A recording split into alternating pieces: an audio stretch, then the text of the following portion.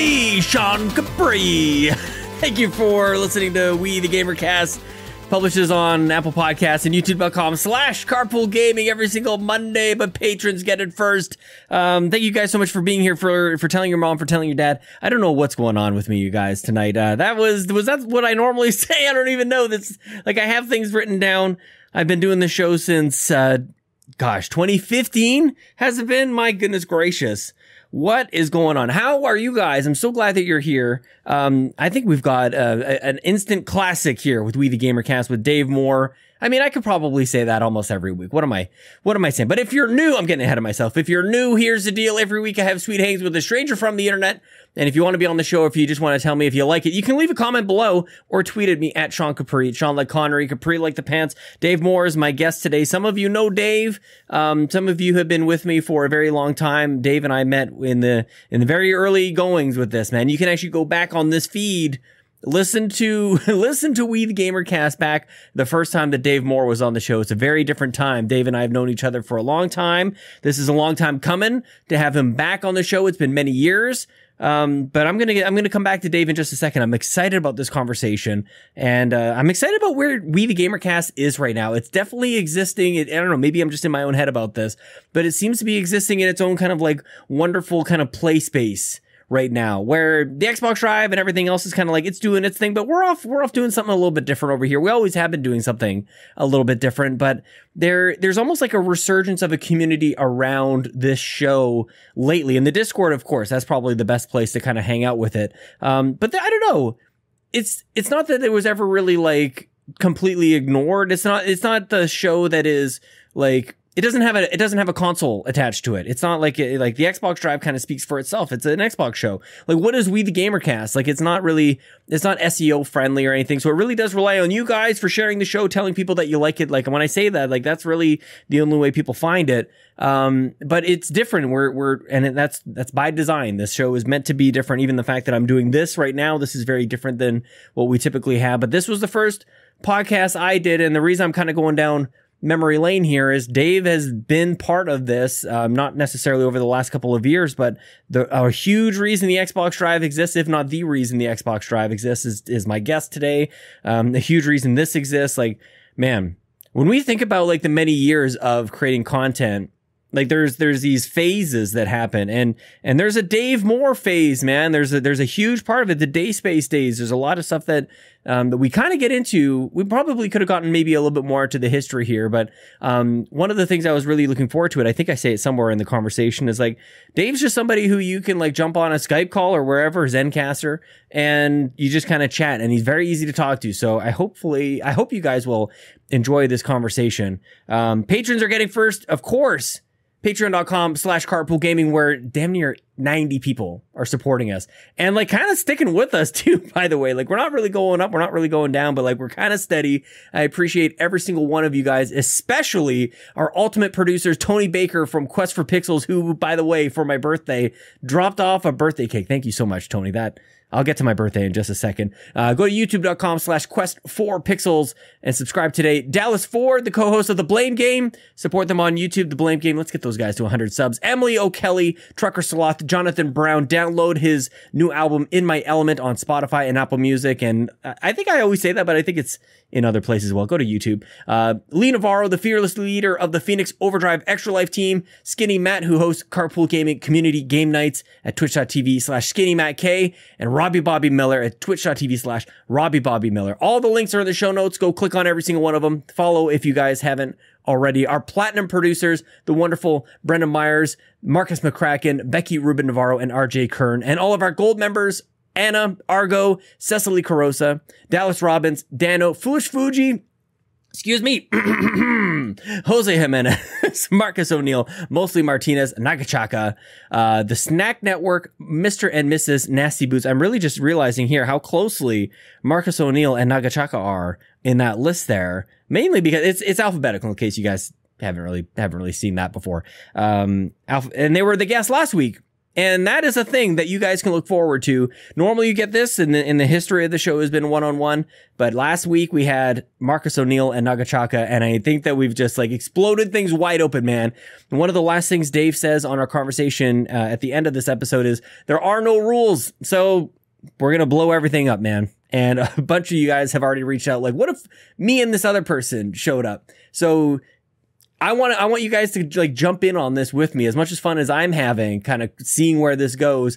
The whole nature of the show is that it's guest based, it's community driven, it's about celebrating each other. So let's see where we go with this, man. And goodness gracious, earlier I alluded to my birthday this week. I'm now 38 years old. Continue to push the boundaries of how old is too old to be doing video game content. Well, guess what? I ain't stopping now. We're 2 days after my birthday. And I just want to give a quick thank you to everybody who, whatever you did on my birthday. Like this seems to happen actually every year. I'm very lucky. But people make me feel very special on my birthday. And I sometimes I'll say like, no, don't do like, it's not really what you think. It's really actually when I say like, don't do anything special, it's like, cause I can never match what you guys are doing. And that seems to be a theme, especially over the last couple of years, is people showing me just how much brightness they can bring to the world. I didn't know this. I didn't know that this was a thing. So sometimes I find myself like not able to reciprocate in the same way. Like Tony dropped off a friggin' cake, man. Ryan and Court reached out to, seems like everybody in the world to create a compilation of 35 minutes of people wishing me a happy birthday. I just felt very special. I got to do whatever I wanted to do on that day. I slept in, I played video games, I went for a pedicure. This is a weird thing to say publicly. I went for a pedicure. My feet are in just like terrible shape with the running lately, and mostly I stand here in my office when I'm at work, and I don't think that's very good for my feet. So they've been in terrible shape. So I treated myself a little bit. Then I played a bunch of video games, played some of my favorite games. I played a little bit of Half-Life, the Black Mesa, played UN Squadron from Super Nintendo back in the day. That's one of my favorite games of all time. And people hung out, and it was very special. We ate lots of cake. People came over, and it was all good, man. My air conditioning was not working all that great, so it was a little sweaty around here, but I've got that fixed and everything is great. And I'm just, I'm in a good spot right now, guys. I got to get back to the gym because a couple weeks ago, you guys might remember I wasn't feeling good. I've got to get back to the gym.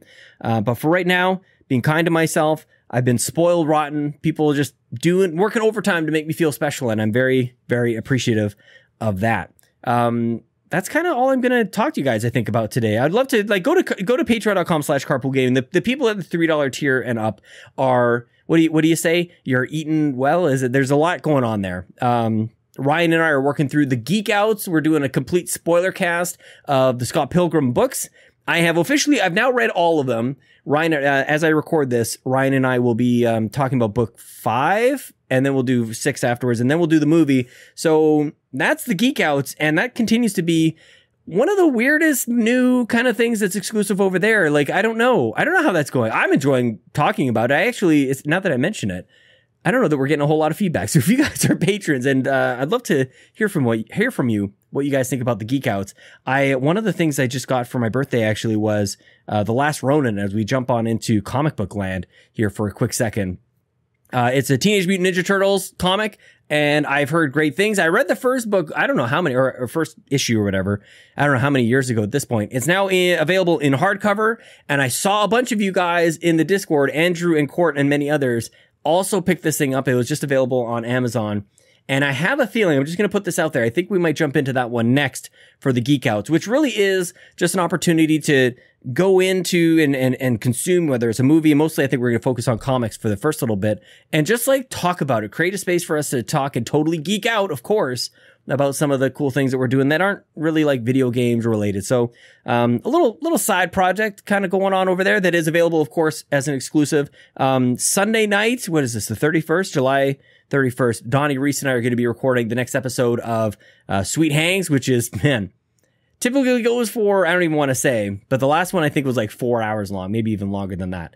So some kind of unique stuff going on over there. And I appreciate everybody's support. That's all I'm going to say. I don't want to spend too long talking about dang Patreon. So we should be talking about Dave Moore. As I mentioned, Dave Moore is the guy who I started the Xbox Drive with. Him and I, man, we go way back, and we've talked about so many different things, whether on air or off air, just in various conversations. I love this conversation in particular. Why don't we jump right into it? He's from the Snack Network. The links are in the show notes. Go support those guys at the Snack Network because in addition to it being a super fun time, I was on the Snack Network right after we recorded this conversation. I'll talk about that at the other end of the show. Here he is, my friend and yours, Dave Moore.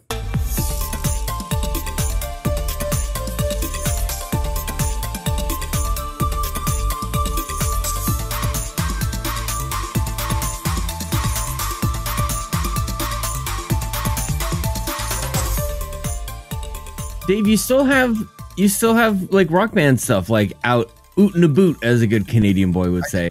I am host of Living Room Clutter, the #1 rhythm gaming podcast. No, I mean technically, I don't think any way. If it was still going. No, it's not still going, but it would be astounding if it were. I'm sure our show is still above the Harmonix official podcast because that's always what it was. Why are those games gone? Like why can't we just have like... Because they're fun, Sean. That's why they're gone. Exactly. Maybe this is the proof of some sort of like maybe this is proof of God. Maybe this is like we just don't deserve it. We've just been, our sins have different consequences than we imagine. And sometimes we just get like nice things taken away from us. It's a lot more like we're 7 years old instead of, more eternal types of consequences. You remember when DLC was like actually songs and like actual things like expansion passes and not just like, here's some clothes for your guy in Fortnite. Oh, wait, is that what they did with Rock Band? No, they did. I see what you're saying. They did add a couple clothes, like I see what you're saying. Things to buy as like sponsored deals, and they were like, You're like, are you kidding me? You didn't even give us character customization when the game came out. There was it was like half-baked broken garbage, and they're like, hey, you want to buy these sponsored t-shirts for real money? Do you think they thought people were just going to buy it just cause it was Rock Band? Like, and we just got tired of it? Like, what was it exactly? So by the time the game came out, it seemed like Harmonix was basically an indie studio, right? And they had just enough money to partner with somebody. Oh God, who was it? I want to say it was Mad Catz, right? But I think Mad Catz ended up making the hardware later. I think they published the game. Yeah. Oh, you're right. No, you're right. Mad Catz was first, and then went out of business because Harmonix didn't sell, and then they sold the rights to PvP, the guys who make the Disney Infinity characters. To make a couple last minute, like, here's a couple more guitars, here's a couple more drums that actually work, and here you go, good luck. Good God, man, what a shame, dude. It's still my favorite game of all time. Rock Band 4 is a perfect game now. It's just now. It took 2.5 years to get it to the point where they said it would be at launch, and like, by the time you charge $250 for a band bundle and you put out a broken game, not to mention the hardest of the hardcore, like the people like me who were making content and stuff, they gave everybody the game early. Like they sent me a band bundle a week early. FedEx lost it. Oh, wow. So I had it about 2 days early. Right. And yet it was like so broken that I get on our podcast and I'm like, I don't know what to say like right now, because like Harmonix is really, really nice and gave me this band bundle, but like it's broken. Yeah, holy what was broken about it? I never had Rock Band 4. I never had Guitar Hero Live at all, actually. I just heard bad things. They promised everybody that DLC would work, right? That all our DLC would move over. Would carry over. All our songs would carry over. And what ended up happening was like, just kidding, the PlayStation Store like doesn't know how to manage songs between the PS3 and the PS4. Like they literally don't know how to comprehend that DLC. So after actually talking to direct people at Harmonix, they were like, yeah, so like we have people going in to Sony's PlayStation Store and making new games like making new DLC listings for every song that we've ever released. Now, the problem with that is we also have to like submit to them and file all those DLCs to be equivalent to the ones that like you own. Like so if you own the song, you had to own, so basically you own a PS3 version of the DLC and a PS4 version of the DLC. Mm-hmm. And one grants you the right to own the other thing, but it's still a separate thing, right? That has to coordinate. But then you also were able to buy songs in packs, and then the packs screwed everything up, and then so you're in this endless compiled loop of nonsense where they're like, yeah, we don't actually, you bought this song in a pack and you don't own the associated individual track that was it went on for 2 years. It went on, and that was just on the Sony side. Like I don't even remember any of that, because I only ever played Rock Band or Guitar Hero on Xbox, but I guess it just was enough to screw everything up. Xbox's side ended up fixing some of that stuff a little earlier, but the problem with the Xbox side was that all the hardware was on Microsoft's proprietary Bluetooth nonsense of the Xbox 360. So what they ended up having to do was give you this like little adapter that had to be plugged in the Xbox One, and then everything needed to be routed through that, and then that was a train wreck. So like basically on the two consoles they put it on, no one was happy. The game cost too much. Separate issues, hardware or store some sort of compatibility. You're right. I remember Xbox they were very proud of their proprietary wireless technology or whatever. And it did all these weird things. Like, I think they said in the Xbox One days, they could not have a 3.5 millimeter audio headphone jack because theirs was just so special or something. I'm like, what? What does that even mean? They're trying to pull the Apple card the same way that I in front of me. Well said. My keyboard has a Lightning adapter. My iPad has a USB-C adapter. My laptop is MagSafe. Yeah. Right? And has USB-C, mind you. My phone is Lightning. Why do we have 3 different cables? Why do I have 3 different cables to charge all the same devices from the same company on my desk? There was one thing we liked about Apple, and then it was all uniform. But like everybody's got these weird like little hiccups that they're the best. They understand it. I don't like the Lightning cable. Can I be honest with you? I think that it can just be like, it can be erased from history. Actually, if somebody had a button, just like boop, gone. I put this wireless charger over here just so I'm done. I don't buy anything Apple first party Lightning anymore at all. I'm just like wireless chargers all the way. Please, USB-C. It feels like the future. It's really silly, but it feels like the future. And I remember like the first time I ever saw like quote unquote wireless charging. Well, the charger itself is like connected to something. Like it's not like it's just charging out of nowhere. I agree. It's not wireless. Look at this stand I got for like this little monitor mount that I got for my birthday, and it's got this little pad here. This is awesome. But like, what's the difference between having this here and a small little like lightning cable that I can just like plug it into? Like, is that a big deal? Like, but it totally is. I'll see wireless charging out every time. Yeah, no, I still stand by like having a bunch of these like little wireless docks everywhere is kind of stupid. Calling it wireless is lying. Calling it wireless. It's not wireless. Yeah. Sure. It's going to lay on that little platform. Exactly so. Otherwise, like, and that's the other thing. Like if you like nudge it or something, or I don't know, if you're sleeping and you're a flailing arm kind of sleeper. I do it every night. I wake up and I look at my thing. It's like, it's half a millimeter off the little circle pad I was supposed to put it on. Maybe that's where like the MagSafe is actually a good idea. Maybe magnets is the key. It needs to kind of like lock into place. Well, that's why I hold up this one. This is, and this isn't an Apple one, but this is very similar to the Apple wireless charger. Like these do magnetically onto the back. And so I can still pick up my thing and use it and it's still charging, which is the other part of wireless that's still stupid.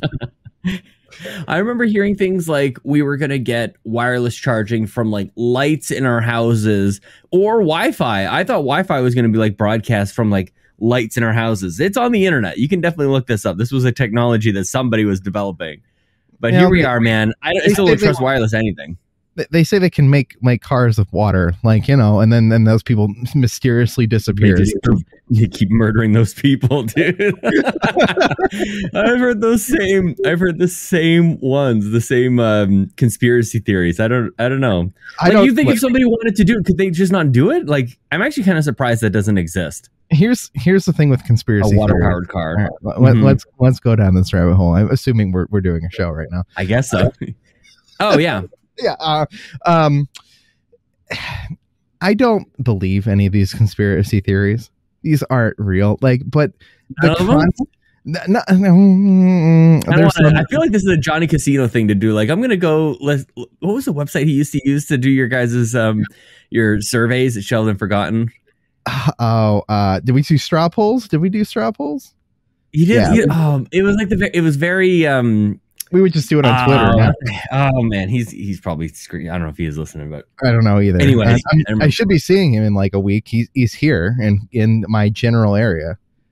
Conspiracy theories, man. It's on the tip of my tongue. It's such a viral, very topical kind of website, but I can't remember it. Conspiracy theories. I'm looking these up, man. Conspiracy theories. Here's the thing about these, right? I love discussing them. I love having the conversation and being the guy on the side that says we potentially like fake the moon landing. Like that is a really funny side to take. I don't believe it. Like, it's like, obviously we did it, right? But like, right. I think so. Maybe we didn't, but I think having the conversation that we didn't is really fun. Right? Like the potential that it's all fake is fun, but in the reality, like that's probably a dangerous slippery slope to go down. And like these things that get how does somebody decide this is the thing that we're gonna create a conspiracy theory about? Like the world is flat. The world is flat. Dave. Yeah. Mm-hmm, yes, it is. And 100%. That's you've never gotten up in a plane and looked out the window and looked at the curvature of the Earth. Never, not even once. It's in the windows though, Dave. You ever though, like especially something as like kind of important as that one. Yeah. Do you ever think like, kind of, I'd like to see the Earth myself. Like I'd actually like to go up to space and just like see it myself.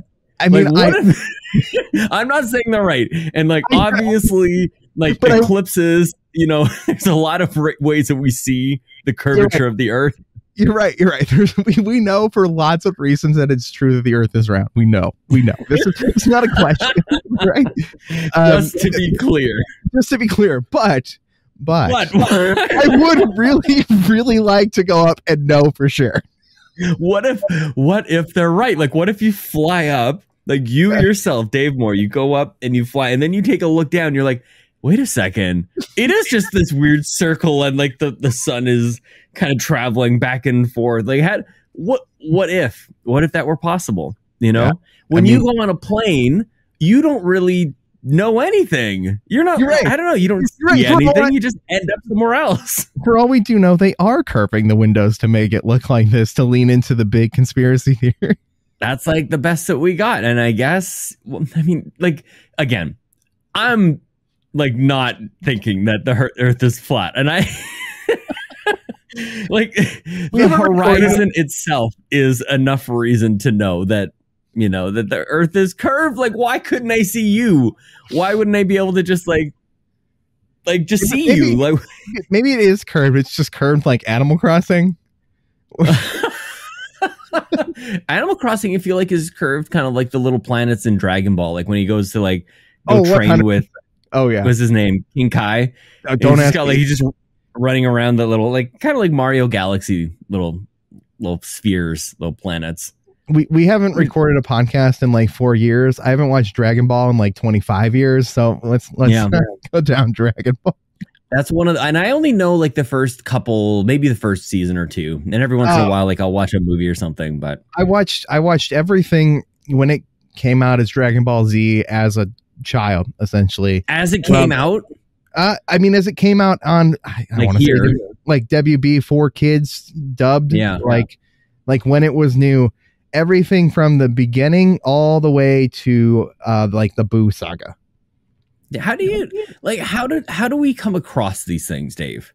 This is something like, how did you like? Was it a friend who was into it that like kind of said, "Hey, you need to watch this"? Like, how do we find these things? And it's like, oh, by the way, this is the thing that isn't popular on the entire planet. We had this friend across the planet. We had a neighbor across the street. He kept moving a couple times. I haven't seen him in forever, and I don't even know if he's still around here. I know his mom still. Yeah. But he was super into like Japanese culture and like Final Fantasy. Like without my friend who was slightly older than me, I would never have known about Final Fantasy VII. Without I would not know about Chrono Trigger. Yes, you would have. Final Fantasy VII was the biggest thing on the planet. But not I would now, because obviously I'm in this space and I've made a bunch of gaming content and I've grown up and learned it. But like that discovery, like I didn't know Final Fantasy existed till Final Fantasy VII. I wouldn't have bought that game or rented it or done anything at Blockbuster without the influence of my neighbor friend who was like 2 years older than me, who was completely invested in anime and like all this stuff. Yeah. I feel like Final Fantasy VI, if you said that about Final Fantasy or whatever, I don't even know how that stuff worked. Like Final Fantasy VII was just like, that was PlayStation. PlayStation was like on the map. Like that was a big deal. I was born in 1992, right? Maybe you would have ignored it. Like you would have known of it, but you wouldn't have given it a chance or something. I wouldn't have looked at it. I wouldn't even have glanced over it. I would have continued to play my platformers, Spyro and Crash, right? And in reality, like in that era, I was of the age where I got my birthday game, my Christmas game, and the occasional renting of a game from Blockbuster. Yeah. And so with those compiling things, I don't think I ever would have picked up Final Fantasy without it. Dave, do you want to do some weird kind of like random thing off the top of our heads here? Because I like this notion that everybody, generally around our age experiences. In the good old days, you got, your Christmas game, your birthday game, and maybe something somewhere in between. Rarely. You want... I mean, do you play as many games these days as like a lot of other people are, like we're just like bouncing around, or are you like kind of sitting into one or a few? Oh, I listen to your shows. I listen to Carpool Gaming. Hi, Dave. Hi, Sean. First time, first time back on the show. Yeah.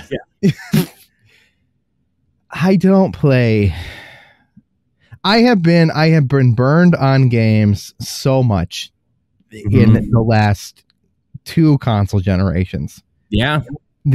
And that's how I feel. And I know that there's a huge chunk of this audience who listens to this show, right? Who probably like says, no, PS4 and PS5 are the greatest console generations of all time. And I sit here and I go, like, no, like Forza Horizon on Xbox is like my jam. Like it's my favorite game on Xbox. And I've dabbled in everything else on Game Pass and been like, yeah, I mean, I'm here for it. I'm willing to try it. And then the same thing's happening on PlayStation where I'm like, man, Spider-Man is my favorite game. It's my favorite open world game. I keep going back to it. I 99%ed Miles Morales again this week. Right. Like, wow. For the second time. You've done this before? You've done 99% twice? I did it on PS4 before I got my PS5. I see. Yeah. Sony's cloud saves, transfers, versions. I'm pretty sure my save for Miles Morales was there, but I was like, I'm gonna sign up for PlayStation Plus. Maybe there'll be something I want to play in the classics catalog, and there's not. But yeah. But I'm like, but it comes with Miles Morales on PS5, and then I can play the PlayStation 5 version. And so I booted up, and then I just beat the whole thing again. Why? I don't know. Because it's great. Because it's actually a good game. And I haven't played the Horizon Hot Wheels DLC yet. It's on my list.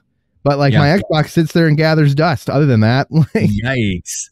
I buy everything on Nintendo. I go, I'm going to buy everything. I'm going to buy Strikers. I boot up Strikers and go, no. Damn it, this game is hard. It's not fun alone. Like, I hate it, and it's feature incomplete, and no one else wants to play it, and it would be great if I had 8 friends. I don't have 8 friends to get on here and play it. And all at the same time. You can play with 8 friends anyways, dude. They don't have features for 8 people. Right. I talked to Andy, and I'm like, hey, we should play this. I try to get Andy and Casino into a group and go, let's play it. And they're like, yeah, it doesn't really work that way. I'm like, this sucks. Why did I buy this game for $60? Yeah, man. It's going to sit there. It's going to sit there and gather dust. It's another game I bought for no reason. Yeah. Other than that, I thought, man, I love Mario sports games. I got tricked 3 times on Switch. I think Mario Golf is great. I think Mario Golf at its core gameplay is really fun, and I like Mario Golf, and that actually is reasonably fun alone. But it's not entirely fun alone, right? Yeah. So, does anybody else want to play it? No, not when it's this incomplete. And it took what? I don't know. I don't even know. I don't know when the stuff got added to the game. But if you go back and play it now, there's enough courses, there's enough variety, there's enough characters. It's fun, but I don't even know when that came out. Yeah. I think there's a weird kind of element of if you are going to be podcasting about games every single week, and there's been like this, it's been a weird thing, especially this last year. I'm really feeling it. I actually just did a whole, like probably 45 minutes with Drew Agnew on the House of Mario about like, what's with us at Nintendo right now? Because I'm feeling not great about it. And instead of like sitting in one failure, instead of sitting in like one game, you buy it full price and you're like, oh man, this really sucks, I feel bad about it, I'm going to buy whatever the next game is. And you kind of just repeat the process over and over again. Instead of just leaving the one for what it is, you kind of just have like 4 or 5 of these games piled up. You're like, what am I doing exactly? Now, today is the 29th as we're recording this. I'm going to go buy Xenoblade. I don't think it's the same thing. It seems to me that might be a good one to buy, but you want to talk about Xenoblade? You want to talk about Xenoblade, Sean? You want to talk? Okay. All right. Didn't know what I was walking into here. Xenoblade Chronicles. This is a perfect example of this pattern. Okay, Xenoblade Chronicles 2 comes out. I go, and that game's not for me. I never got it on the Wii. It's like $1 million to buy it on the Wii to play the first one. I never played X. Like, no big deal. Yeah. Right. Yeah. But then Nintendo does this thing where, like, I think subconsciously they're just putting it into the directs. They're like, let's remind people that Xenoblade's a thing. People must really like it. Let's add characters to Smash. Xenoblade must be pretty good, Dave. You're going to be kind of interested, right? And then you're like, you're wrong. Everybody else likes it. It's in Smash. It's popular. So here it is. They go, here's Definitive Edition. And I go, I should buy that. I should buy the first game and play Definitive Edition. I bought it. Yeah. I didn't even put it in, Sean. I'd never even inserted it into my Switch. I bought it. So not your kind of game. Because it's not my game, and it's also 100 hours. And so, like, I know... I have, this is my problem, and this is the core of the problem, is like if I had to sit down for several hours to get into the game, right, to get like to get in, that's the problem. If a game can get me in 20 minutes, I will put hundreds upon hundreds of hours into it. That will not stop me. But if it's going to take more than the one early, like I have only a little bit of time to sit down and start this game, and it takes me too long, I'm never going to get into it, so I buy it. Now, Xenoblade Chronicles 2, that's how it's said. Sure. Now at this point, after I bought Definitive Edition and never played it, right? I'm like, yeah, but I probably now that I have in the first one, I probably should have the second one in my collection. That's probably a good idea. Well, now it's impossible to find for whatever reason. Like, who knows? Nintendo stopped making copies of it. It's a modern Switch game. It doesn't exist. It's being sold for $85 to $110. Like, I'm like, oh, why would it drop in price after time? Why would it, it's only an old game. Why would it sit there and not be $20? Like every other great game I bought for $20, it's old, right? Exactly. So it pops up on Amazon, right? One day, right? I'm just like on Amazon. It's like, you've been looking at this. I go, I know I've been looking at this. Like, it's $69.99. I'm like, well, don't buy it now. Like, it's never going to get cheaper. So I ordered Xenoblade Chronicles 2. It's still sitting over there too. It's just sitting. The second one, both of them just together. Both of them together. And then Xenoblade Chronicle 3 comes out and I'm like, don't do it, Dave. Don't even think about it. You don't need it. You don't need to complete the collection. You don't need to be a Nintendo whore. Just relax, breathe. It's okay to have. How are you handling this? We're in it. Today came out. Everybody's like sending out screenshots. They've got the game. Like, it's exciting. It's the thing you're supposed to be buying this week. Even though they did Live Alive like 6 or 7 days ago or whatever. So, no, I already forgot about that. It happened 5 days ago. It's been forgotten, Sean. Well, that's what I want to. That's why I'm asking you about this one, because like if you're able to, if your true intention, what you actually ideal situation out of this is to escape not buying the third game, you're almost there. Like we're almost to the point where you're not really going to do it by accident. I never make it, Sean. But the one perk I got today, right, is that a wonderful Spectrum internet. I got a new desk. I put up a whole new desk. I sent you a very weird panoramic picture. After I looked at it, I was like, wow, that curved weird. And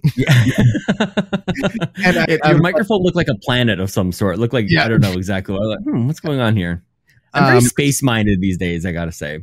So in this process, the rewiring and redoing this whole desk, I think Spectrum Internet has tried to block my router because they've said, screw you. You have an internet connection, but we're not going to route any of your network. Your Wi-Fi network is up. All your wired devices show is connected, but we're not sending internet to that router. And they're like, well, you don't have our router for our monthly subscription of a $5 rental fee. So we're not going to help you with that. You have internet being sent to your modem. We're not helping you. So currently in my current state of my house, I have this computer, Sean, this computer at my desk. This is the only thing in the house with internet on it. Yeah. Other than my phone. Why would you need more than one thing? You don't need why would I need anything else on my extremely expensive monthly internet plan? Oh, man. I love the way that that's probably not I love that you always do this, and I absolutely love it. It makes me laugh so much. Somebody the company is there as a sentient singular being. Hi, Dave. Hi, Spectrum. You, Dave Moore, are going to be treated in this way. We have decided that all these things that you just stated, it's probably some sort of error. It's got to be something getting tripped up. But I love the way that you tell the story, as it's very comic booky, good guy versus bad guy thing. You're constantly in these battles with this thing. But it's probably just, I'm sure there's an explanation for it, but these things continue to happen to you. So I don't know that's how I would rationalize it as well. It's just, I just wanted to call it out a little bit. I woke up this morning thinking, because I set most of this up last night, but not all of it, but I had known the internet was out. I was prepared this morning to text Sean and be like, hi, Sean, I can't, I can't stream. I don't have internet. Good luck. Yeah. Until I desperately, and that would have been a bummer to me. That would have been the absolute line. That would have ruined my entire Friday. I would have been I don't get to do my stream. I don't get to go on Sean's show. I get to sit here and yell at customer service all day. Dude, man, that was my whole probably 10 days or so yelling at Amazon and the delivery company. That is, I don't have to do it very often. It's the worst. It's the and I hate it. It's not their fault. It's not their fault, but you still want somebody to kind of step up and help you a little bit. But that is not a fun time. That's the problem with it is, and this is where you get in this customer service argument. It's you call them and I have a thing where I'm all right, listen, I'm going to be totally honest with you. I'm completely pissed off. You just work for this company. This is not your fault. Right. Yeah. But I need you to solve this problem. Yeah. And I need you, exactly. So well said. That is so well said. If you can't solve it, I need you to be honest with me. I've said this. If this is not a problem you can solve, then I need you to send it up the chain. I don't know what that means. But forgive me for my frustration because I know you're going through whatever you have to tell me. We're going through the cycle of the same. Going through the plate. I know. Unplug it, plug it back in 30 seconds. Exactly. Did it reboot? I'm sorry. This is a processor from 1996. We got to wait at least 3 minutes for all these lights to turn on and do what they're supposed to do. 1996. It's so true. There's got to be some benefit though. And I know when you're in it, it sucks. But I do look at our ability, you, me, and there's a lot of and Capri, a lot of people who are in the same kind of technical knowledge as many of us, where we have learned from the times where our internet has broken down before, where we've had to connect everything together. We've had to cobble it together. And we've had some of that time is us actually succeeding and plugging things in and it all works. Some of that time is just waiting on hold with customer service trying to fix something. But the net result of it is you can now put together a desk is sitting in front of you. You can now have, and I don't know how many components you've got, but there's a tremendous number of components and wires and everything that all are supposed to come together. Yeah. And Dave, this is not common. It's actually way more rare. It's terrifying how rare the knowledge of technology really is, how things come together. No, and older generations I get, but even in our generation, outside of our world, most people don't know how to do any of this stuff. My brother's 2 years younger than me. Okay. There it is. He grew up in the same house, right? Mm-hmm. His tech skills concern me. Not and he can see, Dave. Yeah, he's not even blind. No, but like that's the thing. Is like, sure, he's studying like plants and stuff right now, and none of that. Like, I have no desire to go out and measure trees and measure bacteria. Like, I don't know what that is, and that's great. Those are the two things. He's out measuring trees and bacteria. That's what he does. That's what I see. Okay. Hi, Dave's brother. Hi, Rob. Anyway, he grew up doing that, but like any computer question, any single computer question that he cannot solve, I'll come and I'll like, oh yeah, no, like all you got to do is, press these several keys, type in this little command, hit this wipe, and you're good. Like you're good. You're fresh. But I'll like look at his thing and I'm like, why do you have like 15 like virtual disk drives going? Like, what did you do? And he's like, I don't know. Those just started appearing. Like, I'm like, what are you talking about? That sounds like a virus. That actually sounds like he went to a naughty website. No, you're right. That's that's a whole nother story, but I won't tell that. That's the sad part when you don't know enough about technology, where like what you do with your technology is probably not great, but it becomes very obvious to anybody else. Like you gotta hide your tracks. Maybe like even just as something as simple as like clearing your search history. Like, come on, man. Like just all right, maybe I will. You're gonna ask me to help you out with this. Okay, but and it's not even like I'm not even just suggesting like everybody needs to know the answer to absolutely everything. But like, how do you go about finding out? Like that's my big thing with everything. How are you conditioned to do that? That's the secret. That's too. It's not that you know the solution to the problem. It's not that you individually. You just know how to find it. You know how to Google it. That's something else. Because that language is really specific. I needed for our stream tonight. I needed to add check boxes to a spreadsheet so we can play a game. Okay. Now I haven't used this spreadsheet app in forever, right, on my phone. But I'm like, how do you add check boxes? Well, I went and I searched for it, but every result on Google is how to do it on an iPad or how to do it on a Mac or how to do it there. And I'm like, no, listen, I need it to be iOS, iPhone, this version, right? I had to type in all these specific things to get to the secret hidden app tab to give me just a checkbox. I'm sure I could have just sat down on my computer and did it. Sure. But to like know that the knowledge is there, like that, dude, there's like different layers of this too. Some people just don't even know that you can just Google some of these things. Well, right. But that's the thing is it's not that you can just Google it. You also just might not get the results you're looking for. And you need to be able to rephrase and get to the point to understand what you're looking for. Well, thank God Google has actually gotten better. I think Google itself has gotten better over the years, but certainly the fact that like Google came into the mix. Like, I don't know if you, like what search engines you remember using before Google came to the scene, but exactly. Ask Jeeves and Ask Jeeves. Like, I don't think anybody actually used that in any sincerity. Like, you kind of got to Ask Jeeves after not being able to find it on Yahoo and Alta Vista and whatever web crawlers in the mix there. That was probably one of the first ones. I don't remember back in like 1996. You don't remember what that? That's because I'm very old, Dave. Yeah, no, I was there when they invented the internet by slamming two rocks together and then like kind of it sparked into existence. Like I watched little pins came out. It made a little port that exactly snapped in together. Yeah, it's exactly how it went down. Two very specific rocks that when you slammed them together, they went. That's how it worked out, buddy. Yeah, So like you used to spend, I don't know, like. You would find the wrong solution. You'd find like not the solution, and then eventually, Ask Jeeves would have the answer for you. Now it's a little bit better, but ultimately the point is that some people just like see a problem, they go like, "Well, I guess I'll just never be able to fix that." Like, what do you mean? Just go like look it up, man. Come on. No, you have to. And maybe this is something my dad like put in me. Is just like you need to learn. You need to solve problems. You have a problem, Dave. You need to solve it. He told me that all the time. If you have a problem, you have to solve it. Not a like, it's on someone else to solve it. It's not a like, you need to know what the solution is, go find it and get it done. Yeah.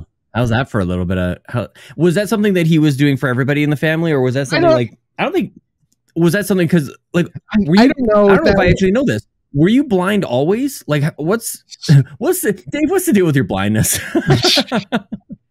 So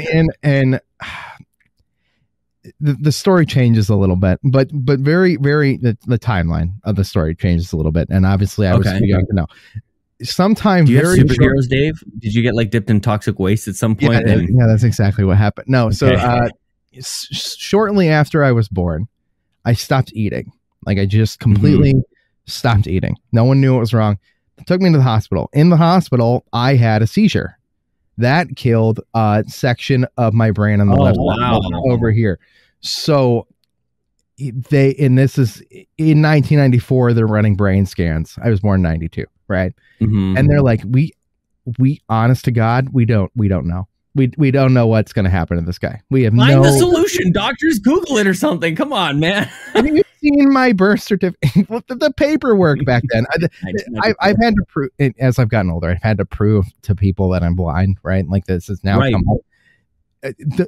The piece of paper that says diagnosed as blind looks like it was typed on a typewriter, photocopied 16 times, and scanned through like it literally went, like, it got burned on every edge and then was rescanned again. Comes like, on a scroll. Basically, it's a typewriter scroll, and it's like, this is the validation. Like, and so, but they said he might never walk, he might never talk, he might never do any of these things. Oh my gosh! And I'm lucky to have lost a very small bit of motor function in like my fingers, right? And I have 10% vision in my left eye. Yeah. And I have almost no peripheral vision in general. I have very good central vision in my right eye. Yeah. Good central vision in your right eye, but no peripheral vision in it. I guess you can't really have like total peripheral if you're just talking about one eye, but man, I've never actually thought about the differentiation. Yeah, no, like basically if I pick up my hand and I move it there, like that's pretty much that's it. Like, yeah, like, I can't see down. I tripped over curbs like basically my entire life. Man, your ankles, dude. Holy crap. There's a rolled ankle waiting to happen. The seizure itself was like just from the period of time where you weren't like eating, like something was, I don't know if it's a cause or like part of the issue. It's a little unclear whether that was caused by the fact that I wasn't eating or you weren't eating because something else was going on. Yeah. Something else was going on that was actually leading to that. Who knows? But that's why I don't wear glasses, right? Most of the time, right? Like, what do you mean? That's why. Because they don't help, because it's not an eye issue. Like this is a way my brain processes the vision that comes in through my eyes.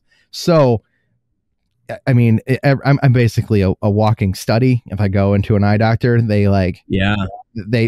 walk in and they go, okay, and then they shine the light in my eye and they go, oh, you're like the perfect example of this thing, because literally the muscles in this eye haven't done anything because they're not processing anything, so they're not working, right? Right. So it's not a lens thing. It's not a shape of your eye thing. Like, it's none of that stuff. Right. But they can see it and they're like, can I go get the 6 interns from down the hall to show them? Like, oh, no, really? That happens every time. Every single time. Yeah. And like, you don't want to be that, like, on any level. You don't want to go into like any sort of doctor or professional go like, I've never seen this before. Like, oh, wow. No. You don't know. You don't want to be that. But like, you don't want to be special, but you don't want to be special. That's the scenario. Not in the doctor's office. You don't want to be, but I am. Like, I am one of those unique, weird, special cases. That's frustrating. It's a whole thing. I don't see. That's what I wanted to bring up. You almost never bring it up. Like, you don't really ever, and I link it back to like your dad mentioning to you got to find solutions. Like, was that part of that? Like, was it almost like adding to, you have this, like, you can't see, but is he treating you just like everybody else, or is like, especially you need to be prepared for the world because it's going to be pretty challenging for you because of this? I think my mom was more willing to understand and assume that I couldn't do things. And I know that seems harsh, like basically going like, you can't join ski club. That's too dangerous. Like you can't. Yeah. That's dangerous. And I was like Finding Nemo. I'm gonna do this. Like I'm gonna do this. And I think my dad's approach that's different than that was like it literally doesn't matter what he can and can't do. Like you have to do it.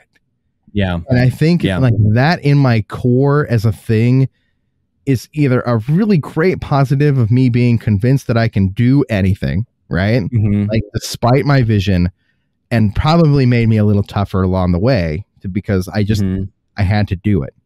Or it's really really like kind of a bad idea to say like it's too bad.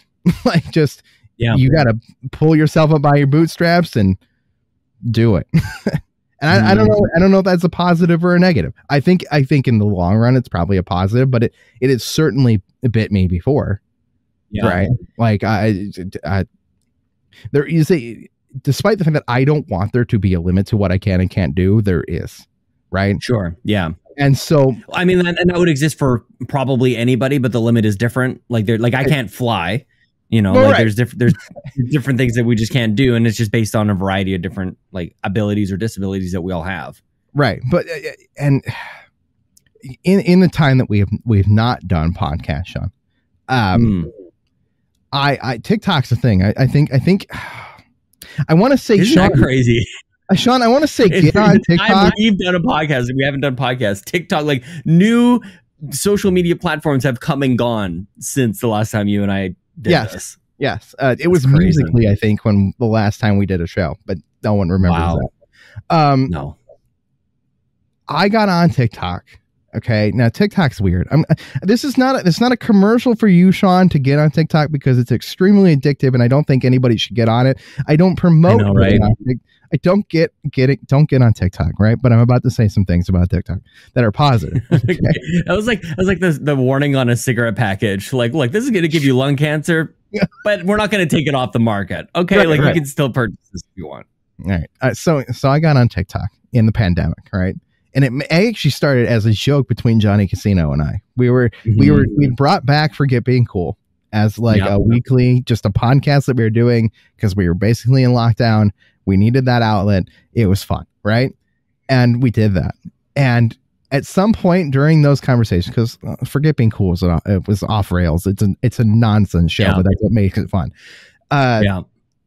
We start making fun of like the reality of TikTok, and we like start going, what would be funny is if John and I do TikToks like back and forth to each other, right? Like we'll respond. I'll do the Hi Johnny Casino thing. It'll be funny. Okay. Yeah. Now we get on it. We make like 3. Okay. Now those actually did pretty well, like 700 views or something. Like a couple. I actually remember listening to this, Dave. I actually remember listening to you guys go because you approached TikTok, like these short little videos, in a very similar like mindset, and the conversations you would have about these short little videos were similar to like the conversations you and I have had about projects, like entire things. Yeah. It's like I don't know. Like I don't know enough about TikTok to know, but it seemed like kind of incongruent with the medium. Like it didn't need to be like these big production meetings, but here you were anyways. Having them for fun. Yeah. So I got on it. We'd have this discussion. Now I'm on TikTok, right? We made 3. It was a joke. We didn't really follow through. It wasn't our jam. Now, Dave, me. Hi, I'm Dave. I stayed on the app. Okay, Sean. They add you.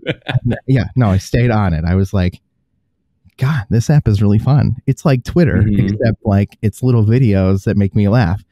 And somehow, like once you get in there and you swipe away enough like teenage girls dancing in inappropriate clothes, right? And you get rid of all that stuff and you say, I don't like this. Like, this is creepy. We get rid of it, right? Once all that goes away, somehow TikTok gets really, really scarily good at showing you what you want to see. And it's almost freaky, Sean. Okay, so here's what I'm going to tell you. It starts showing me, no prompted, and you just said it, is that I don't talk about this a lot on the internet, right? It starts showing me all the other blind people on TikTok. All of them. They're like, here's Jay, here's Shy, here's a bunch of other visually impaired, blind content creators making TikToks either talking about blindness or just talking about comic books or movies or whatever, but they also happen to be legally blind. Mm-hmm. Welcome to this community, Dave. Right? Yeah. And so then a couple controversial arguments start appearing on TikTok about people being rude to blind people. And Dave has to jump in. Right. So I start making TikToks. Okay. Yeah. In responses to these, talking about my blindness publicly. Right. Which is a little different for me. Making content about what this is really like and doing this. And within literally 28 days or something, like I was at 1,000 followers on TikTok. Yeah. Basically overnight. And I was like, oh, this app is really powerful. Like I'm now in a blind Discord. Like, and I even told you this, I think, when you're like, you get an emote in Discord. I'm like, yeah, the only Discord I communicate in is the blind one. When people ask questions and we're like trying to like support people and like do things, like that's the only one I somehow continue to actually be active in, right? Because people will tag me or have a question, or somebody with a similar eye condition will ask me a question or whatever, right? But it's all from TikTok, like curating your content so that you find communities. I've never actually thought about like next step to it. Curating content sounds good, but like you finding other people, like, yeah, that seems like kind of the ultimate, what we all want to do. Like when we're seeking out content. Ultimately, like for video games, we found video game communities, but it's I think naive and short-sighted to think that those don't exist for pretty much everything. Yeah. Right. Yeah. No. So this Discord is blind talk. It's literally 100+ people who are all making TikToks who also happen to be blind. Wow. Yeah. Like that's what this community is. It's awesome. Shy does a movie show with me, who's somebody I met through there. Right. Mm-hmm. Like that. Hi, Shy. That community it's fascinating. And what like we haven't really talked about the Snack Network yet, but like I've kind of not made a bunch of video game content. Like I've kind of moved out of it, and not to say that I wouldn't love to be on some Xbox shows or PlayStation shows. Hi, I'd like to come be angry about video games. But now you don't have to do it on a weekly basis. I don't know if I have it'd have to be special for me to be a regular contributor to a video game podcast at this point. Right. I'd love to appear on something monthly that also is a weekly show, or like I get to yell about video games once a month or something. But like what I discovered in making all this food and snack content is I found a bunch of other snack and food content creators who are also small and having messages and communication. It's like there's something about like carpool gaming is awesome, and like the people in carpool gaming are awesome. I love seeing these faces again, right? Like being part of this. But like I keep realizing too that like there's a community out there in literally every single space. Like this is not it. Like this is only the beginning of like these friendships and connections we can make online. John, we've met in real life. Like, yeah, that's crazy, dude. Cause that's where my focus is these days, but like, does it have to center on video games? I mean, God knows that like we talk about games for maybe 15% of the time on this show. Right. Like that actually as far away from what it, like when you say those things, I'm like, not for me. But at the same time, I'm like, why not? Like, why wouldn't that be? I mean, maybe it's just a time thing that like, how much time do I have to dedicate to anything other than video games? Maybe it doesn't have to be dedicated to one thing. I don't have enough time for anything at all. Yeah. I mean, like that's so funny when you say that. Like, I think all the way back to when you were talking about Xenoblade like 40 minutes ago or something. Because I'm like, I think that there's something interesting to be said about when you start a new game, like how do you do that? Like, I think they're like the conditions have to be right. You almost have to look like a weather forecast that like, okay, it's going to be the right day of the week and like the right amount of time. Like you can't. Sometimes Chelsea and I will be sitting here. It'll be 10:30 at night, and she'll go like, "What do you want to do? Do you want to start a game?" I'm like, "Are you nuts? Like, what do you mean start a video game at 10:30? Like, absolutely not. That's not when you start a video game. Like, I need a day off or something like that. I need 4 hours to get in. Like, exactly, and it's not a fault to the game. I don't look at it as a fault to the game. In some cases, like, oh my gosh, I can't believe it requires so much time to get into this thing. It's just a me thing. I need to like settle in. I need to buckle in on this. But I just wanted to just say that before jumping back to the whole, like, should we center our lives in content creation around anything other than video games? Like, you did something very courageous, I think, going to food. Like, I don't even know how that. Yeah. I'm not saying anybody should leave gaming. I'm also not saying that anybody should go make anything they don't want to make. But you mentioned this on the show before, Sean. It's like, I think, and I agree with you. It's basically, I'm about to agree with you, is like making content is part of who I am. It's part of my identity. It is. You knew that when we met. Yeah. Like, it has taken me years to kind of come to that realization. But like, the first time you were on, you already had 15 podcasts. We talked about like the PNG. I don't even know what the heck that was. The PNG podcast. But we talked about the fact that was an image format. You're like, it's not the image format. It's a guy. He was a guy. His name is Joseph Zambri. He's a graphic designer who also did a podcast on YouTube. He doesn't do it anymore. But like, your podcast, didn't you have a podcast on Dayspace called PNG? As a friend of mine, but and he was part of the network. But no, I was on board 100%, and this is because I was making. No one's gonna find this. It's all private, Dave. It's gonna be fine. I was making vlogs junior year of high school every single day. Every single day of high school, I put up a vlog. So that archive exists somewhere, right? What were you making it on? Like, what kind of technology? What platform were you hosting it on? I had a JVC red camcorder. It was a legit camcorder. I was editing it on a computer with less than 64 megabytes of RAM. And you'd watch it on a real player or something. And I put it up on YouTube. Like, okay, yeah. But I made comedy videos when I was in middle school on YouTube. Okay, that was something I discovered I could do. I learned that I can do it. I was terrible.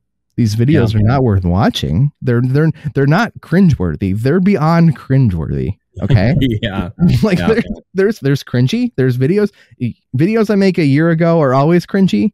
These are horrendous. Okay. These are Star Wars Kid kind of thing. Like, do you remember Star Wars Kid? It was like the first like viral video. I feel like the kid in some drama school in Quebec, I think. Yes. Grabbed some. I think it was like a ball retriever, like a golf ball retriever. Is that what he's waving around and stuff? Like, instead of an actual dude. Like, and people, man, going back to Star Wars Kid, people would actually put in their own special effects. I don't even know how the heck they were doing that, but they made it an actual lightsaber, and they had them like dodging blasters and everything. It was so good. Now it's an NFT that no one has, or whatever.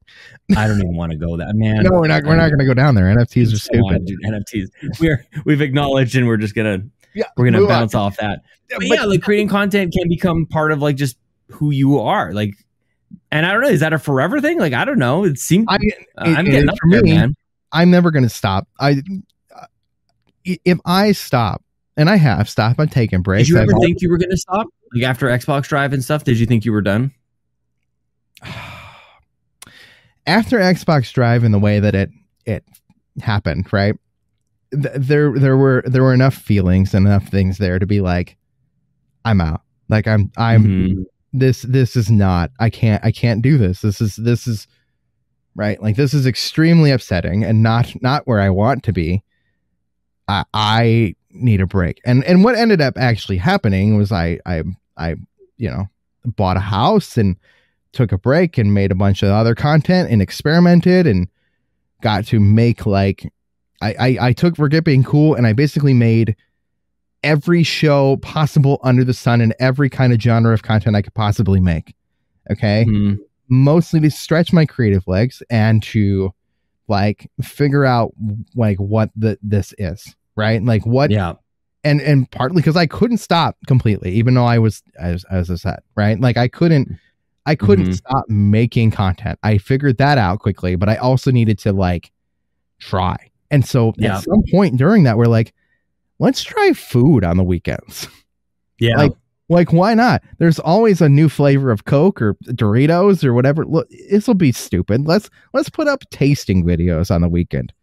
The thing that I'm really interested in, Dave, is like at that time, and even before that, like you and Johnny were having a conversation that like in a 50-minute chat, you could have come up with half a dozen or more, or double that even, like new shows. So when you say like you landed on food, like that was just one of hundreds of ideas that you guys would have talked about. We were also we were running like these short. I switched to running a bunch of shorter form shows specifically for YouTube, trying to do like these 15-20 minute conversations about videos on games on Game Pass, stuff on. We did a movie show. We did a bunch of stuff, right? And part of that was to give me that freedom to go. I could make a million podcasts, Sean. I could, if I had the time. I would never get out of this chair, and I would have this microphone in front of my mouth all the time. Yeah, that's not a question. If that were a thing I could actually pull off, I would do it. Yeah. That being said, that's not realistic, but we're doing all that stuff, and I was like, well, let's do food on the weekends. And what ended up happening was not only was it super goofy and stupid and fun, right? Like it was a blast doing it, because making content is a blast, but there was like an audience reception to it. Like they were like on board. They seemed to be like, the only thing of the stuff we're putting up something every single day, the one thing they were engaging with was the food stuff on the weekends. And then I moved and I bought a house, and then I had like a bunch of house projects, and then COVID hit, and then we were in lockdown, and then I was like, well, I need to talk to Johnny Casino. So he did Forget Being Cool, and I came up with a million ideas, and I was like, okay, John's going back to real life. We can't keep this up. But like I said, making stuff is me. It's part of me. Without it, I don't know what to do. But the one thing people seem to have liked when we were just doing a crazy pile of nonsense was the food stuff. Yeah. Let's do food stuff. Let's go. And I threw a bunch of names out for a channel. I threw out a bunch of ideas. I got the Snack Network, which I think is fun. I also did That's crazy. That seems like something that has existed for like 40 years or more. Like something that like used to be a TV show, or something that like, even a channel itself. Like it should be like TSN actually is. Like it's actually the sports network here in Canada. When you say TSN, I'm like, oh, that's our ESPN actually. But yeah, it's such a good name that like it seems it should have been taken by now. It should have been taken. I tried Only Foods. I thought that was a funny name. That's hilarious. But everything's taken. Foods. Oh no. What do you mean you tried it? Like I entered it in Gmail. Somebody has it. It's taken. Only Foods. What happens when you go to onlyfoods.com? Or is it the YouTube channel you're talking about? You're going to go to OnlyFoods? You're going to get a virus or something. Yeah, oh no, this is a fine looking website. Onlyfoods.com. Oh, it's on sale. This domain is a very good opportunity to start a food portal, Dave. It says, hi, I am Giuseppe Poli. I am the owner of the domain onlyfoods.com. This domain has been registered many years ago, exactly on 2002. This was registered in 2002, Dave. That's even better. That makes me feel better about it. They're holding on to it, man. 20 years they're holding on to this thing, waiting for the now payday. It's like a good joke. Like now it should have been taken.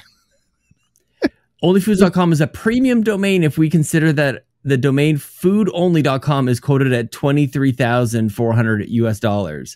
Oh, wow. Like this website exists as a business case for you to buy it, Dave. Yeah, well, I got the Snack Network for $12, so I'm willing to take it. Just like whatever the Squarespace cost. I have the domain. The snacknetwork.com just points to the YouTube channel because it's YouTube focused. Like it was always meant to be YouTube, not. We do a podcast. I do I do a podcast. Oh, I know what you're saying. And we do live streams on Fridays. You're going to join me in 20 minutes. I don't have 4 drinks. I only have 2 drinks, Dave. That's fine. 2 or 3. I might have 3. I think you can find water. I don't understand this Mom's Water. What is Mom's Water? What the heck is that about? I couldn't find it. It's a seltzer vodka with that's why. Okay, so in Canada, and I don't know, maybe there's some places in the US, there's special stores for liquor. I had to go to a different. I couldn't have just found that at like a 7-Eleven or a convenience store or anything. Yeah, no, I haven't been in a liquor store in forever, man. I haven't. The problem with that is it's not only that is like that rule that you just like put out is like that's not just Canada like has special stores. It's like dependent on the state you're in. Yeah, that's what I said. I think some states, I think probably have that as well. Yeah, it's weird, and so no, that's listen. Having literally anything fun is the point. It's not it's just a goofball stream. It's not so much as a show as this was, right? Like, do you think that like I feel like I remember back in those days when you guys were doing a whole bunch of different stuff, and it reminds me of like what Bobby would do. Like every other day, he had like a new idea for a podcast, and I was right with him. And we always just when you were in it, you were having fun, but it seemed like there was maybe a judgment that was being cast on like, how many podcasts do you need? Like, who do you think you are? Like, why are you doing all of this stuff? Like all these weird questions. I don't know if you ever felt that, but I definitely did. Like as if more projects was something to be almost ashamed of. I think at the time that were a thing, Sean. Yeah. Like I think it was. Yeah, I think so too. I think it was different. Like I think the landscape has changed. Totally. I think literally in these couple years, like the way people view this is like finally becoming a thing that people understand what's happening.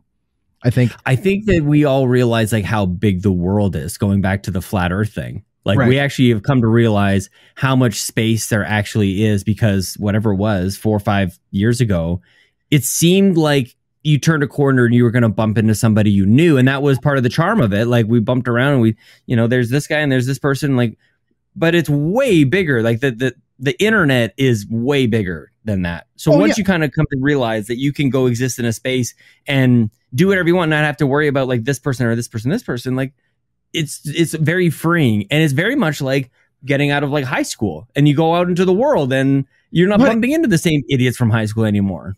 But it's this weird thing is like, I don't know. It's felt like when this community had created a bunch of stuff too, like, it seemed like, and I think you kind of mentioned this with Mark too, is like, it's okay to have like 10 Xbox shows that are all kind of friends. Like there isn't actually a rivalry. There is none. There isn't. That doesn't exist. Like anybody who's listening on the outside who thinks like you have a thing with the trophy room, like sure, you have a bit with the trophy room. Like it's a joke, right? Yeah. But like they're just friends. Like it's gonna be really bad when something awful actually happens to Bad Bit. They're gonna look at me first. They're like, "Well, it seemed like you had motive." Like it was a joke. It was an internet joke, right? But like that's it. There are a million Xbox podcasts that nor you or I have ever listened to. There are a million Nintendo, PlayStation. There's a million food podcasts. There's a million food content creators. There's a million like. This number keeps expanding to the point where I don't think it literally matters anymore. I agree.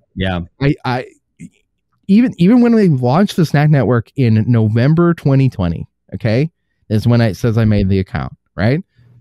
Like I branded the snacks, and it's still sort of this way. It's like two different shows because that's how my brain worked.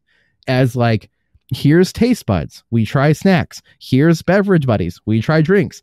It's dumb, right?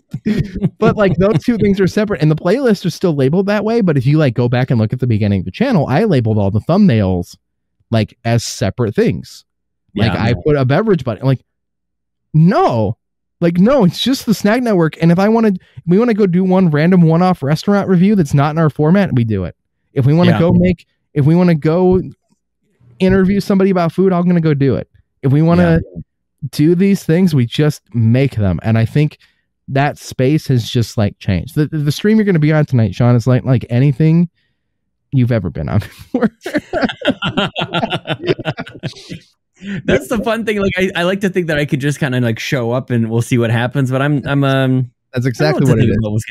I guess that's the only attitude I can really bring to this. It's like we'll see what happens. But yeah.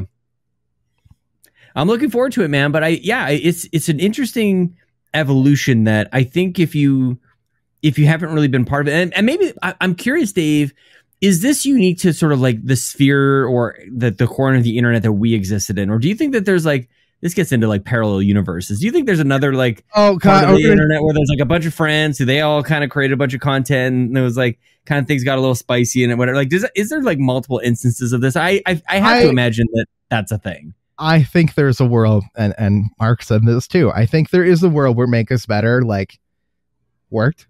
Like I think it is. But I look at it and we all have hindsight. We can all look back at all these things, right? And it's like the emotional state that we were all in, like even on like even a less serious note, like we look at this, we'll call it back, right? There's all this Rock Band equipment, right? And living room clutter and all that stuff. Like the mindset that I was in at some of those points was like, I watched a game come out, get fixed for 2 years. I had the #1 rhythm gaming podcast on the internet, which doesn't sound like a brag, but it is, considering Harmonix had their own official podcast and we outperformed them on every place, right? So I look at it and go, and then I watched it all crumble, before my eyes. All it took was one company who was responsible for, well, 2 companies if you count Activision's Guitar Hero Live, right? If you take that and say they were responsible for the content we were creating, and because they put out a piece of garbage content that we had no control over, I watched our numbers just decline. I watched our audience decline. I watched it all go away, and I realized that, and this is where I was at that point, is like, anything you think you had and anything you're making can just be taken away at a heartbeat. Dude, that's a mindset that actually, it's in my mind far too often, actually. Like, I'm just, whether it's at work or in content, I'm like, well, things are going great now, but like, yeah, they could probably all just completely go away for any reason. And it's, this gets into existential stuff, but like, maybe it's a worldwide pandemic. Maybe it's an asteroid coming out of the sky. Maybe it's the polar ice caps like flooding the world. I don't know, man. It's pretty disastrous kind of thinking. I don't like this. I think the thing with you and me, though, like the problem with that, Sean, the problem with that possibility is this is part of who we are, right? So you choose, that, like, it's not obviously it's not a paralyzing type of thing because we move forward anyways, but it's definitely like part of the gig. You just know that, I think there's hyper specific examples of this. And we know somebody, a bunch of us know a bunch of people like this, where anytime you go hyper specific in any sort of niche, you're going to become more and more dependent on that one thing existing. I think Animal Crossing creators fall into this category a lot. Like, it kind of depends on the community, depends on the activity that Nintendo is putting out there. And it's very interesting. Like, Nintendo's not doing anything with Animal Crossing anymore. Right. So is that just a ticking time bomb for Animal Crossing?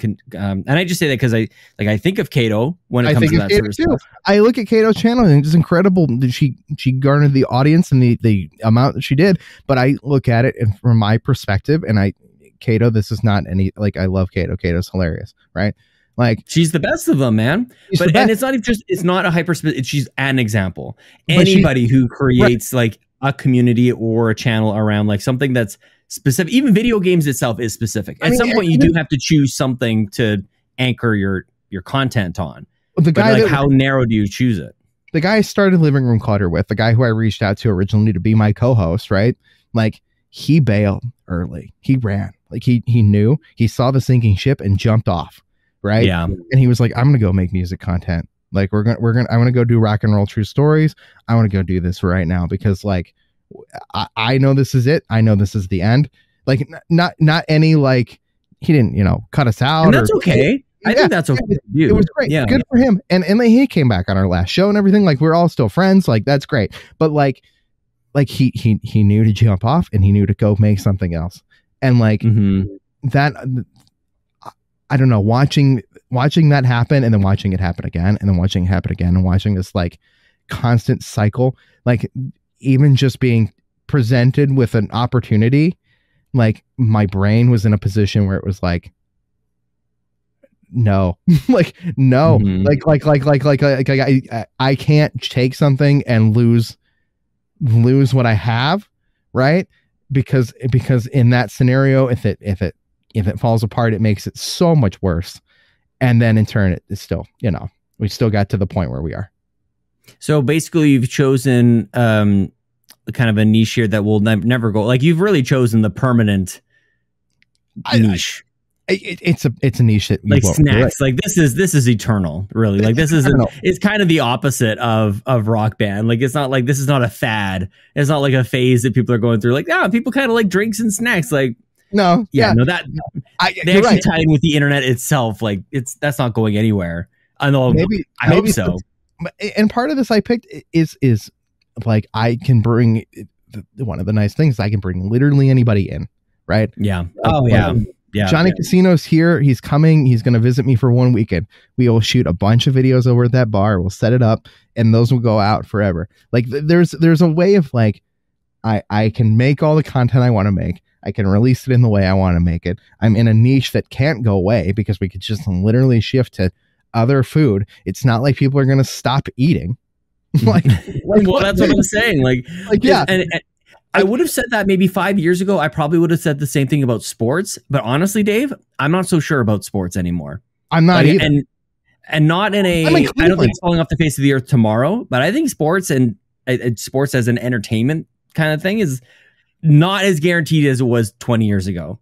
Oh, like some of these leagues, I don't know, man. Yikes. I'm a Cleveland fan. The Cleveland people are ravenous. Browns fans are known for being what they are, right? Mm-hmm. Like this is a crazy thing, and I don't think that the Cleveland Guardians or the Browns are going anywhere anytime soon. But I feel like at some point their following just continues to dwindle into a point where everybody's in something else. And I think it's a function of what we're talking about. Like you talk about like TikTok, you can do that now. Instead of like diving into baseball and that being like your thing, now you can be doing 5 other things. So it actually is this weird kind of meta competition that's happening that we create commentary around. So do you jump on like snacks? I think snacks are going to be there forever. Video games seem to be growing, and that's crazy, even though these companies totally take advantage of us and don't seem to appreciate us. And why do they break our hearts all the time? But I think snacks, I think it's smart, man. You might actually be like 5 years ahead of all the rest of us. We're all like, yay, video games. You're like, but Twinkies, actually. Yeah. Guess what? They put Jell-O inside of pudding cups. I think the thing that surprised me, Dave, about it the most is I didn't realize like how much was happening in the world of snacks. Like, did you know? No, Sean, or was this something that you discovered? No, absolutely not. Did I've tweeted this a couple of times, and like, is there like a news that you could like? When did I get store exclusive? When am I hunting down Amiibos, but they're just flavors of Doritos? Like, when did that happen? But it is. It's like. It's the same. It's exactly the same. In like the best of dry shit. Like what? This mom water is stupid. It's so stupid. But water, dude. I'm seeing videos about water that's being like melted off of glaciers or something from like Iceland or something like this. Like this $50 bottle of water that you can buy on Amazon. I can't remember what it's called, but like this is a thing. And you got to do like taste tests, like blind taste. Pardon the pun. Blind taste tests where you don't know what you're actually drinking or tasting. Yeah. Okay. Well, good. I'm sorry. Almost all of our stuff is taste tests over the Snack Network. That's the best, man. Yeah. But it's fun. And this is the other part. Sean, there's 2 things I learned in these years of making content. Is one, it's part of who I am. Okay. And I'm in it to have fun. Yeah. Like that's it. That's the only. That was the one thing I remember thinking about back in the day. Was just like, what are we really arguing about? Yeah. Like what's the winning state after all of this? Like it doesn't make any sense at all. Like even the best of the indie podcasts, like what are they achieving? Like what's at stake here? The stakes never made any sense to me ever. So if you can just like acknowledge exactly that there really aren't any stakes, and even if you have like a quote unquote wildly successful indie podcast, like we're all still working 9 to 5, normal jobs. We still have all these other responsibilities. Like it's not exactly moving the needle, I think. The only thing that ever bothered me about the stakes, right, is that we said this is like it can all go away. The stakes, totally. The stakes are that it's fragile to me. I guess so. Yeah, I guess you're right. Yeah, I shouldn't be so flippant about it. Yeah, you're right about that. But that's it. That's the only part of it that is the it's just the entire existence. That's all.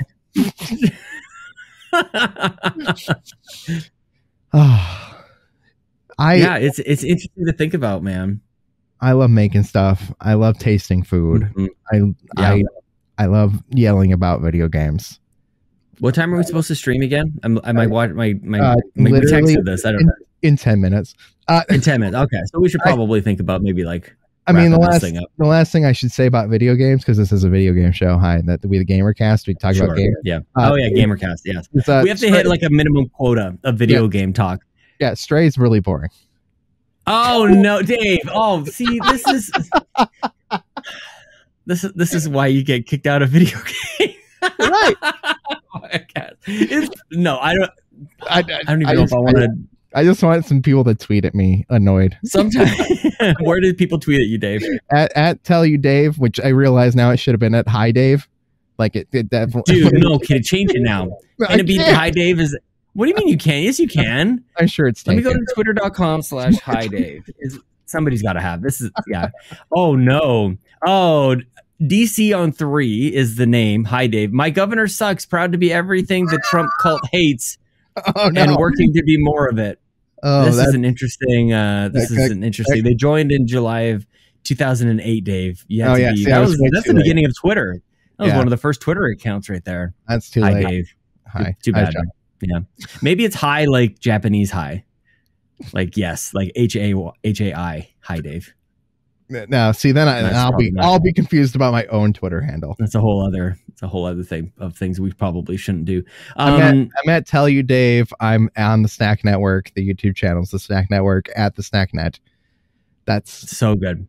I was thinking about it before we jumped onto the call. Like, I know it's been many, many years since we've podcasted together, but I don't know that there's anybody as easy to podcast with as you. It's always been the case. That's why we started the Xbox Drive as just like this nonsensical thing that like I did in a car, and only you. I feel like Luke ended up having to deal with it, and Ryan kind of just lives with it as well, I guess. But like only you would be at the table where we go, I'm gonna get like coffee through the drive-through, and this is just gonna be what it is. Yeah. Like nobody else allows that to get anywhere up off the ground. I don't think there's definitely something that was I think magical, especially about those early days, because you and I were both just like, what if we did this? I don't think that there's anybody. I podcast with a lot of people, and I don't know that there's anybody who's as. I think you might even be beyond where I'm at as far as what would happen if we did this. Like that's you, man. Like that's you, and Johnny signs up for that as well. There's a few people like that, but that's how something like a show recorded in a car happens, man. Like I loved doing that show. I still look back at it, and it is something I remember. It is that like we did that. Like that's a thing. Like I set up a recorder. I put a decent microphone in front of my face. I said, Sean, put on those Apple headphones. That mic is not that bad.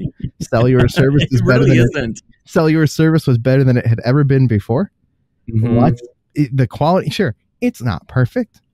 Yeah, but I listen to shows that I think have been extremely well produced, right?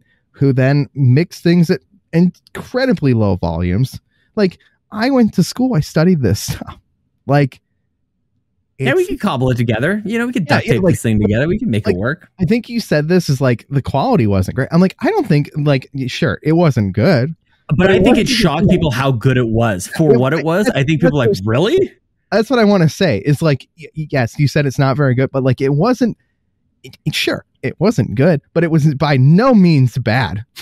Like, the benefit that it had too, that I don't think we ever really even talked about, was the fact that like if you record in your car, that's the best sound studio that exists on the planet, dude. Like most of us live in like the rooms that we have. Like there's hard surfaces everywhere. Actually, just for my birthday, I got 24 new like soundproofing pads. I've got to throw up on the walls here, man. But there's hard surfaces everywhere, and if I'm not like right on top of this mic, it's gonna pick up all the echoes. And yeah, the Xbox Drive definitely had that benefit of being recorded in a sound recording studio, man. It was perfect. I had a room that was all hardwood. It was terrible.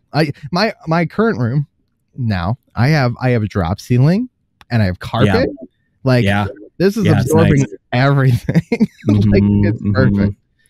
We're still tuning it with a new desk, but and I put up a brand new monitor too. Not quite as obnoxious as yours though. Yeah.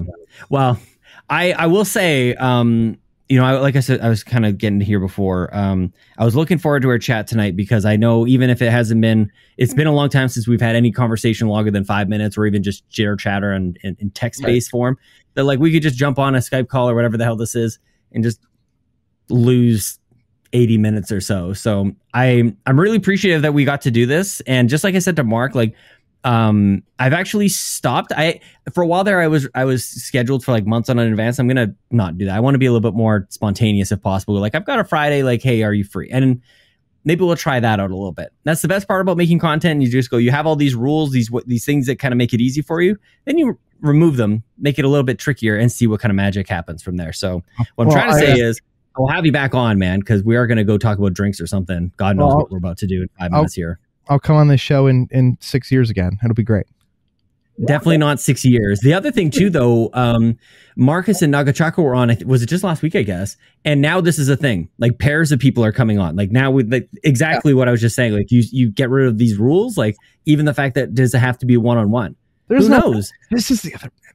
This is the evolution. There's no rules.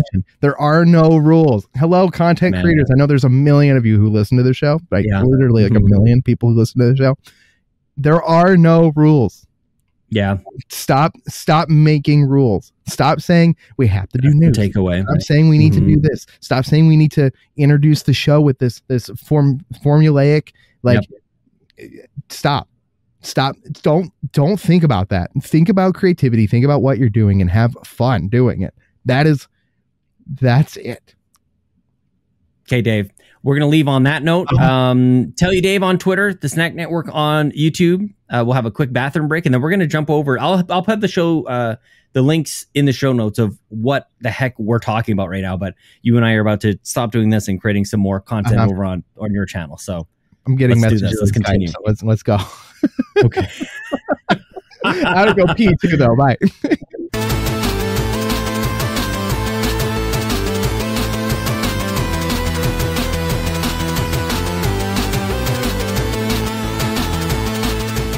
It's too bad Hi Dave was taken on Twitter. Tell You Dave is where you follow Dave Moore. The Snack Network on YouTube is where you go. I was, as I mentioned at the top of the show, right after this conversation, we jumped over to youtube.com/the Snack Network, and I tried 2 new beverages, and and Dave and the guys, they all tried some, I think it was called Mom Water, which, as it turns out, is an alcoholic beverage. I didn't know it was. I was sent to go find Mom Water. I was looking all in the water sections of convenience stores, grocery stores, and wherever. Wasn't seeing any of this Mom Water, so I went with Crystal Pepsi and some sort of, I think it was raspberry lemonade Mountain Dew. I almost spoiled it, what my thoughts were. But if you guys want to know what I think of Crystal Pepsi, which is a comeback from the 90s, or Mountain Dew Spark Raspberry Lemonade, youtube.com/the Snack Network. What a time, man. What a time. Dave is going to have to come back. I feel like we've got more to talk about as well. But he's just, like I said, one of the easiest people to talk to. His laugh is infectious. And I'm glad that we actually got to discuss a little bit about, like, more about Dave. We always podcasted together, so we were always tackling, like, what other topics or whatever was happening, especially with the Xbox Drive. But we never, like, talked about each other, which is why I like the show so much, too. Like, people get to talk about things that are not typical. I don't know. I'm navel gazing a little bit. So I'm just glad Dave agreed to be on the show. It was very cool. We were able to work that out. And I know a lot of people who listened to us back in the day. Hopefully that was cathartic for you as well. For some of you guys, like, what's going on? What are you guys talking about here? We've been doing this for a long time. I actually don't even know what the clip is yet. I'm realizing I'm recording this and I haven't figured out what the clip is from. Josh Stapleton.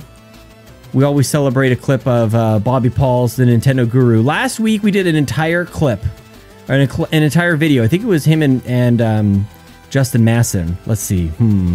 What should be the end here? You can follow me, by the way, on Twitter at Sean Capri, Sean like Connor, Capri like the pants. If you want to support the show, subscribe on YouTube. That's probably one of the best free ways that you guys can do it. Subscribe, leave a comment, let us know what you guys think.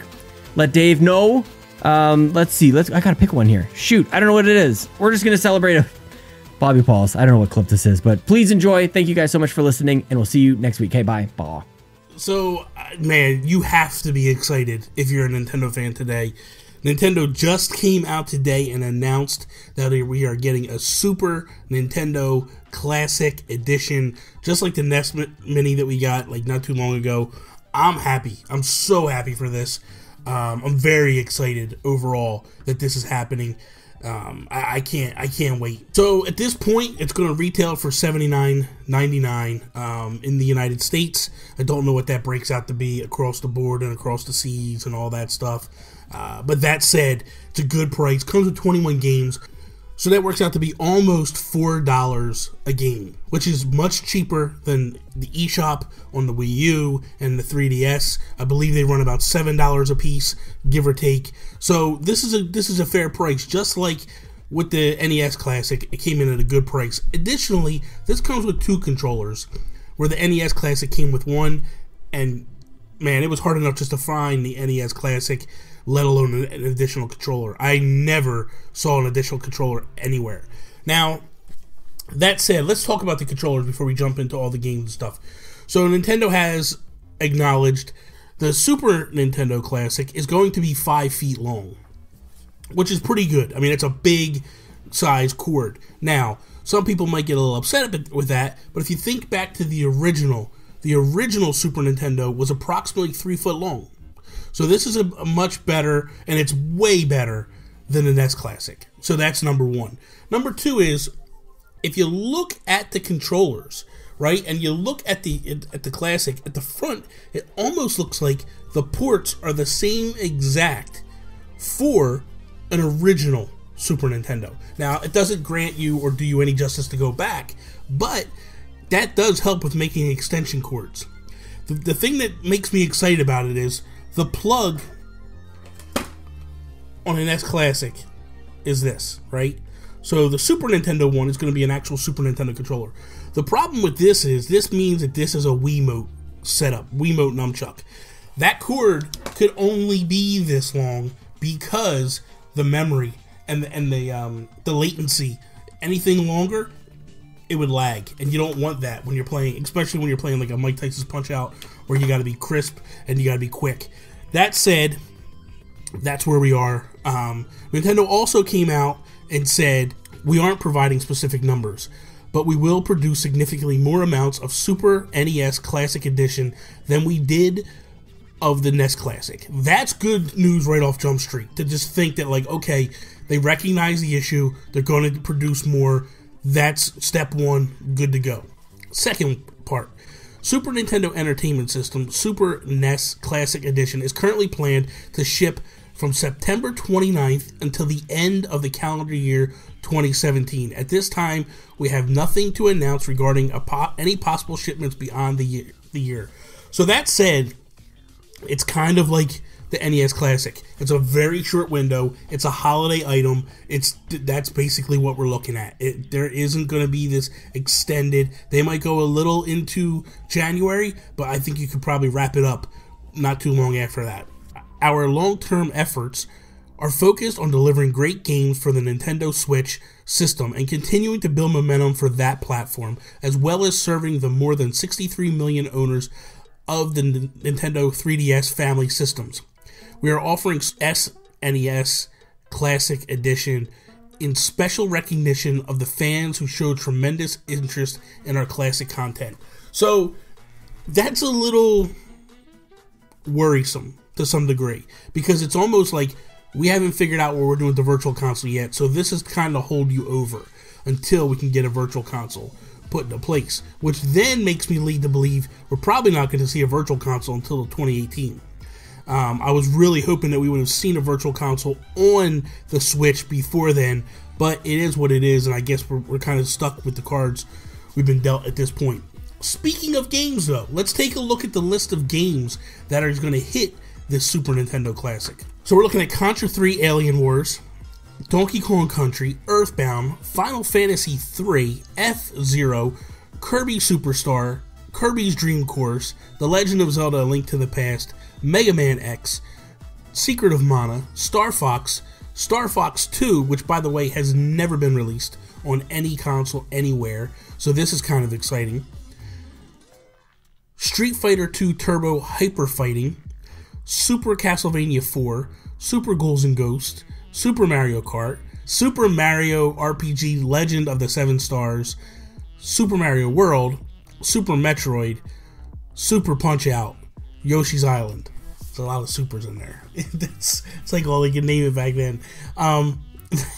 That said, there's a lot of great games on this list. The one that stands out to me that I've heard a lot of people talking about today, that they're wondering why I missed the list, Chrono Trigger. You know, you have two big games from Square Enix, Squaresoft at the time, and they're missing Chrono Trigger. That's a big one. I would have loved to see Chrono Trigger hit this console, but that said, it is what it is. Kick one of the Kirby games away. But overall, man, the list is really solid. It is. It hits all different genres. I would have loved to see the Ken Griffey Jr. Baseball in there. That's probably one game that I'm looking and I'm like, man. And the other thing is, man, Tecmo Super Bowl would have been great to see on here. Like, Tecmo Bowl was on the last one. Rather than Super Mario World, it would have been awesome if we would have got Super Mario All-Stars with Super Mario World. That way we get the upgraded look visuals of all the other games plus this one. But that said, it's neither here nor there. I love the list. I love the games. I think we're looking at a really nice console. It's going to be hard to get. Let's be honest. All right. So that said, UK already went up for pre-orders, and I think they're blowing out the doors as it is. Best Buy, as of now, via Nin Mobile News, they have posted that placeholders are up for Best Buy. So I have a feeling Best Buy might be the first one to launch pre-orders. You have to be on the lookout. You need to follow Nin Mobile News. You gotta follow them. You have to follow them, and you have to click the bell so that way you know instantaneously this is going up, and you have nobody to be mad at but yourself when you miss out on it. That said, hopefully Nintendo fights the scalpers a little bit with this one. Man, there's some pictures of the NES Classic, like people just with a bunch of them, and they're selling them for astronomical figures. Nintendo kind of incentivized them a little bit, kind of like made it a necessity for people to have to go to them, especially when they cut the NES Classic very short. Them basically saying, like, there's a short window, these guys are going to go out in full force, they're going to smoke them, and we have to beat them to the punch, ultimately. That is all. Thank you guys for watching this episode, man. It means the world, the support you guys are giving me. Whew. Just, man, hits you in the heart, man. You guys have been amazing, amazing. So humbling, man. I can't say thank you enough. Seriously. For those that are following me, Instagram, Twitter, check me out there. If you like the video, please click like, share it with all your friends. If you're not a subscriber, please subscribe. It's fun. I think. Probably not. It's okay. That is all. See me later.